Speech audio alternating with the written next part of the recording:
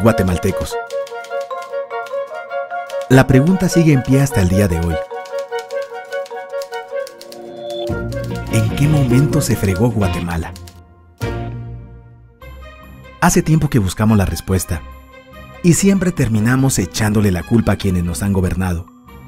Es más fácil decir que Guatemala se hundió desde Manuel Estrada Cabrera y su negociación con los gringos y la United Fruit Company, porque el presidente Jorge Ubico era un dictador y un tirano, o que si Jacobo Arbenz y su ley de la reforma agraria, que por los constantes golpes de Estado y los gobiernos militares, o por la guerra o por la paz, o porque a Cerezo le gustaba el desorden y el relajo, por culpa del Serranazo, que pretendía la disolución del Congreso y manipular los tribunales electorales y de justicia, o que si Arzu vendió Guatel, o por el descaro de Portillo, o que si Berché no hizo nada, o que si en el Congreso se clavaron los 82 millones, por culpa de la mayoría de la clase política que gobernó y gobierna Guatemala, y que continúa en el escándalo y la corrupción.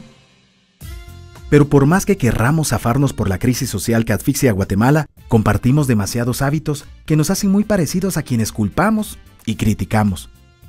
Porque aún compartimos que ser sinvergüenza debería ser parte del orgullo nacional.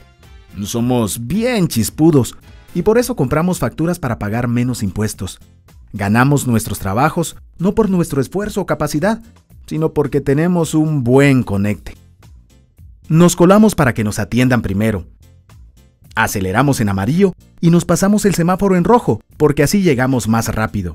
Somos tan pilas que si no encontramos estacionamiento, nos parqueamos en el reservado para las personas discapacitadas. Robamos señal de cable, robamos agua, electricidad y no nos consideramos ladrones. Reclamamos justicia y que no haya corrupción, pero le damos mordida a un policía para no tener problemas, o al juez para que abogue por nuestra causa.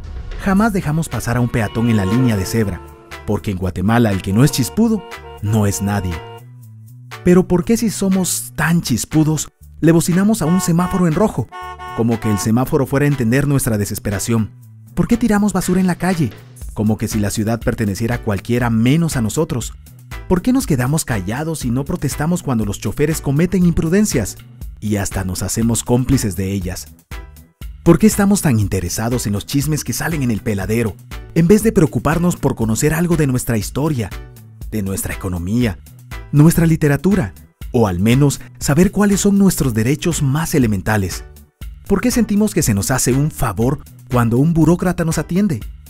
¿Por qué cuando alguien hace algo bien decimos que parece que fuera de otro país, como si eso fuera mejor? ¿Por qué no nos sentimos orgullosos de nuestra diversidad cultural? ¿Y por qué si somos tan chispudos seguimos alimentando este círculo vicioso que no nos deja avanzar como sociedad y país? Es cierto que nuestros niveles educativos dan pena, y si queremos llegar a ser un país con posibilidades de desarrollo, se tiene que invertir en escuelas y capacitar a los maestros. Pero ¿de qué nos servirá una buena educación fuera de casa, cuando ni siquiera nos hacemos responsables de nuestros propios hijos? Cuando dentro de nuestras casas los educamos dándoles el peor ejemplo. Es cierto que se necesitan medidas urgentes para frenar la ola de violencia y delincuencia que azota al país, pero ¿de qué nos servirá pacificar las calles, cuando en nuestros hogares la violencia física y psicológica parece haberse institucionalizado? Es cierto que se necesita mejorar nuestro sistema judicial, pero ¿de qué servirá lograrlo cuando la mayoría de nosotros sigue avalando la ley del más fuerte, del más rico, del más vivo? Es cierto que para reducir los conflictos sociales se requiere del diálogo, pero ¿de qué nos servirá ese diálogo si seguimos pensando que dialogar es imponer nuestras ideas y no escuchar al que piensa diferente que nosotros? Es cierto que necesitamos que todos tengamos las mismas oportunidades, pero ¿de qué nos servirán proyectos y programas de igualdad y justicia si hasta el día de hoy añoramos ser quienes no somos y nos avergonzamos de nuestras mismas diferencias? O lo que es peor, nos sentimos superiores por estas diferencias. Es cierto, es mucho más fácil echarle la culpa de absolutamente todo a nuestros gobernantes, pero la realidad es que Guatemala se hunde en exacta proporción a esa viveza que alimentamos todos día tras día, a esa horrenda y famosa comparación que se nos hace con la cultura chapina de la olla de cangrejos. Si somos nosotros la materia prima con la que se hace este país, y si no corregimos nuestros hábitos, nuestras costumbres, Si nuestra materia prima sigue adulterada, cualquier producto que hagamos saldrá también adulterado.